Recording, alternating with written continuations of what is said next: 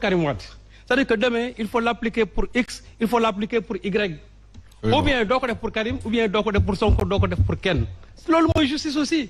Mais quand les gens sont allés là-bas, toutes les décisions qu'ils ont prises, c'est-à-dire c'est par rapport tout simplement aux faciès. C'est-à-dire que tu nous tire parce que nous ñu tire parce que ñu tire parce que mais moi je me dis que même si def dialogue, des gens qui ne sont même pas présents au dialogue doivent en bénéficier. Vous faites qu'une loi là, parce qu'une loi est impersonnelle. C'est pas parce que moi je suis pas venu que je ne dois pas en bénéficier. Vous avez fait une loi, vous avez une loi par rapport aux figures qui sont là. Or, tout ce qui s'est passé pendant cet instant-là, mais l'autre mot femme, ce ne sont pas des dialogues, des gens sont là-bas. Et d'ailleurs, ce qui est beaucoup plus grave, le jour, où lancé le dialogue, mais il y en a qui ont déclaré, mais président, troisième mandat, il y a ok, président, il n'y a pas de question tabou. Mais il y a un dialogue. Mais les gens ont préféré dire tout simplement, on laisse la balle, comment dirais-je, le problème au Conseil constitutionnel. C'était quoi? C'était tout simplement que nous dérobons par rapport à ce que nous avons dit dès le départ. Et vous voyez ce qui est ils en ont parlé, ils n'ont pas réussi à trouver de consensus. Non, c'est pas un problème de consensus. Et c'est ça qui est grave. Qu'est-ce que problème du dialogue, c'est-à-dire dialogue, ce n'était pas en réalité un dialogue. Des gens sont allés là-bas tout simplement pour essayer de valider leur candidature. Or, man, ce que je me du fofu la ñuy régler problème. C'est-à-dire bu fekkante ne ay décision de justice kese la buñ ko appliqué woon tey rigoureusement am na ñoo xamante ni tey on ne parlerait pas de problème de droit civique chez eux. Donc dialogue boobu mënul régler loolu. Et ce qui est grave mooy décision de révision de la procédure de révision de l'arrêt de la CREI loolu ñu koy décider ci ay dialogue. Mais ça veut dire que man moo tax man su may toog ba caag l'union des magistrats du Sénégal quand j'entends vraiment leur mutisme dama daf may poser problème. Parce que en France, quand des hommes politiques, les syndicats de la magistrature, ils ont carrément les politiques là, nous ne faisons pour rien de régler ces problèmes. Non, ça dit de Karim Wade et de Khalifa Ababacar Sall. Parce que c'était une demande sociale que nous avons. Quel que soit. Non, c'est pas moi de trouver des solutions. Nous demandons dans le jeu politique. Mais l'arrêt judiciaire, arrêt de la cour de la CREI, arrêt CREI, qui a connu l'autorité de la chose jugée. Les politiciens, on va essayer de voir comment nous allons réviser cet arrêt-là. C'est-à-dire, nous allons réviser. Moi, d'accord. Alors que les conditions, par rapport à la loi organique, comment on doit entamer une procédure de révision. Aucune condition aujourd'hui n'est remplie pour que nous puissions vers une procédure de révision. C'est l'état de droit. C'est-à-dire, vous faites un état de droit, vous faites mais l'état de droit, moi, mais chaque fois, nous avons fait du côté du pouvoir, nous avons fait des choses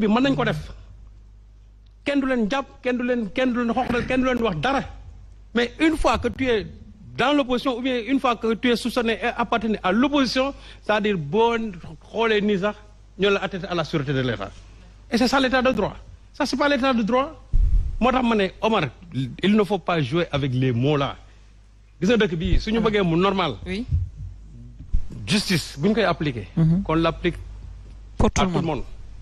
Sans regarder son appartenance politique, sans regarder sa proximité avec le président de la République.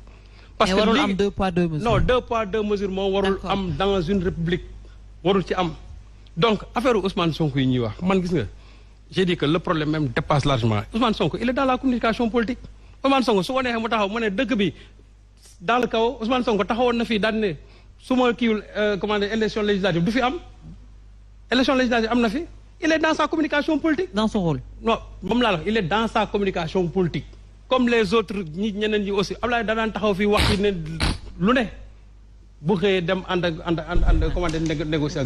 Ils sont dans le rôle.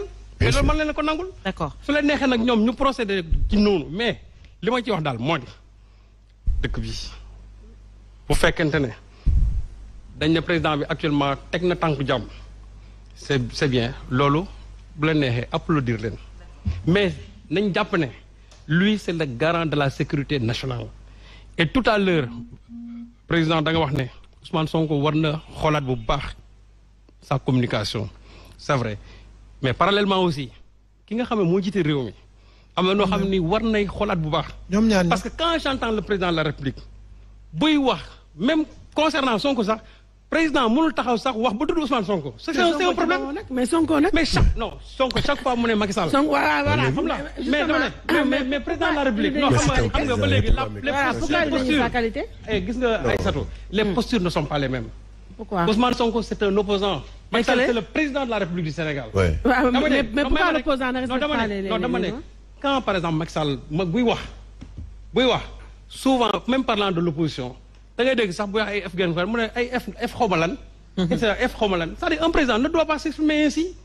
man su fekkee ne da ngay taxaw mu ne un opposant da nga naan Ousmane Sonko l'opposant Ousmane Sonko ñëpp xam ne yow mu ngay wax. mais président bi pour mu tudd pour Ousmane Sonko sax c'est tout à fait un problème or lui c'est le président de la République. il est parce que bëggul personnaliser le débat. non il ne personnalise pas c'est-à-dire lui il doit être au-delà des contingences partisanes. là où man souvent je suis pas d'accord avec le président Macky Sall. c'est que Macky Sall buy wax.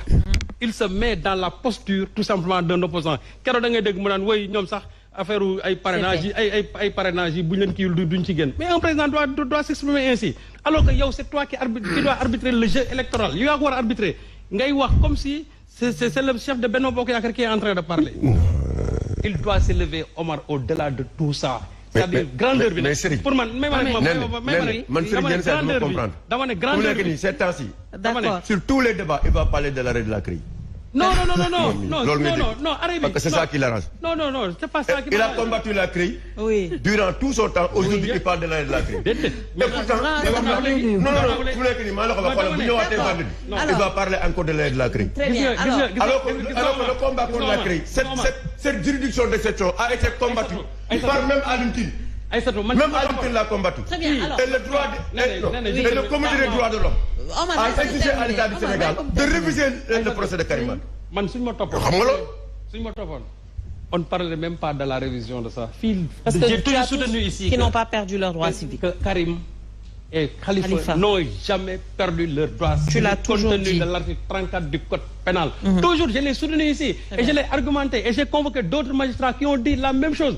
Donc, xam nga man fu ma taxaw loolu dama ko mës a soutenir. Mais donc sur quoi vous allez parler du deal? Non. Alors, le deal là, c'était quoi? Parce que on voulait que Karim Wade et Khalifa soient candidats. Mais non. loolu moo tax nga wax deal. Non, bien sûr. Waaw ana deal bi kon. Bien sûr. Ana deal bi. Mais quand on parle de la révision de l'arrêt de la CREI, loolu c'est un problème. ñëwaat na. Tu as vu Antoine? Il parle encore de l'arrêt de la CREI. C'est ça c'est ça son os de bord là. C'est ça son os de bord là. Il va parler de ça tous les jours. Mais aujourd'hui d'accord Serigne. yow am nga loo bëgg nen. Yow Serigne am nga loo bëggoon. Mooy Karim ak Khalifa. bokk ça a été une bokk. Waaw. D'accord. nee nañ même assemblée nationale bu ñu amee majorité. même là. Il ne faut pas fragiliser la justice. Non, je suis d'accord qu'il y a dans le jeu politique. D'accord. ñu ne ñoom mosuñoo perdre seen droits civiques. D'accord. Compte tenu de l'article 34 du code pénal gis nga c'est que dans ce pays on ne respecte pas la loi parce que nee naa leen même le code électoral bi ñu koy élaborer le code pénal était déjà là. Or dañu wax ne chaque fois bu fekkee ne nit da nga war a perdre ses droits civiques. Alors soit le juge le prononce pendant le procès ou bien ñu wax ne y a une disposition expresse de la loi boo xam ne moom mooy prévoir loolu. Or dans les deux cas de figure ni le juge n'a prononcé la perte des droits civiques de Karim Wade y a aucune disposition expresse de la loi sur la CREI qui prévoit la déchéance des droits civiques. Très bien. Donc Serigne toi tu crois à la décision. Omar, s'il te plaît. yow da nga gëm loolu yow. S'il te plaît Omar. non dama lu ma ko bëgg dama ne yow da nga gëm décision de justice. dama gëm décision de justice. waaw gëm nga ko. Bien sûr. waaw kay léegi maintenant dama lay laaj aujourd'hui. Non, allez-y. Vas-y da nga koy. Non. Vas-y. non dama bàyyi naa ko bàyyi après comme da nga am looy wax. dama ko bëggoon laaj ne ko comme moom il croit à la décision de justice. Aujourd'hui, cette situation que nous vivons là, sur la décision de justice, quel est ton comportement? La décision du? Yow ban perception nga am? La décision du juge. Quel juge? Sur Sonko yow ban perception nga ci am? Mais ils n'ont qu'à appliquer leur décision. Très bien. Ok. ñoom ñoo jël seen décision. Non, qu'est-ce qu'on attend? ñoom dama ne. Je suis d'accord. Une décision de justice. D'accord. Une décision de justice daal il faut l'appliquer. Absolument. D'accord. Voilà. Ok. Aliou, justement cette question des deux cas duñ ci yàgg noonu torop parce que on va plutôt voir de manière suñuy xool par rapport à ces dialoguistes ñi demoon dialoguer ils ont eu gain de cause parce que ñu bëri dañoo jàppoon ne que effectivement dañuy deal monnaie d'échange pour que président mën a bokk élection moom moo taxoon ñu dem dialoguer on a vu qu'il y a eu quand même ay acquis yu ñu jot a jot par rapport au parrainage sëñ Saliou yaa ngi naan suñu fa waree am dara ñëpp ci war a bénéficier wu ñoom demuñu parrainage ñoom Arona Coumba demuñu dialoguer ñoom Arona Coumba Ndoffène mais pourtant parrainage bi ñoom dañ ciy bénéficier wu également. mais le piège bul sori non mais moom fa wax la parrainage bi président boo analyser parrainage bi est-ce que xam nga ne parrainage bi dara soppeeku ci soo xoolee pourcentage bi nga xam moom lañ jël la fois passée xam nga 52 000 la woon. Aujourd'hui, même si tu fais le calcul avec le nouveau fichier électoral, bien que c'est monté aujourd'hui à presque 1 million, aujourd'hui nous en sommes à 56 000, 60 000. Ça veut dire que là aussi, on a piégé les gens. Parce que, quel que soit le nombre, c'est-à-dire quel que soit le nombre d'électeurs, on fixe toujours la barre, par exemple, à 50 000, mais ce fait qu'on varier en fonction du pourcentage. Aujourd'hui, j'ai dit que les gens ont dépassé, ce n'est pas un acquis. C'est pas un acquis. Néné, xam nga man ce pays-là, bu ñuy wax waxu dialogue, c'est vrai qu'ils font ce qu'ils veulent, mais à un moment donné, l'année prochaine, dans 2 ans, dinañ waxaat dialogue. Dañ toogaat. Le Sénégal est un pays de dialogue. On dialogue. Oui.